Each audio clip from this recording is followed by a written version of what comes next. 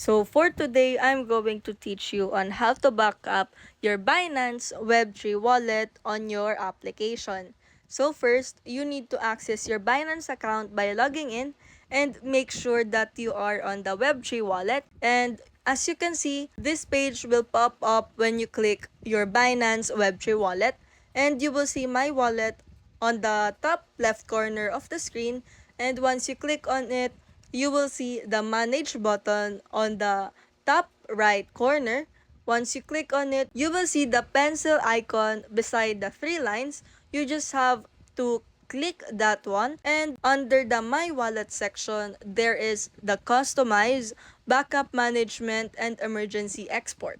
You just have to click the backup management, and there are few options, which is the quick backup, iCloud, and the QR code backup. So you just have to choose between, or you can also pick all of the three, and that's how you back up your Binance Web3 wallet.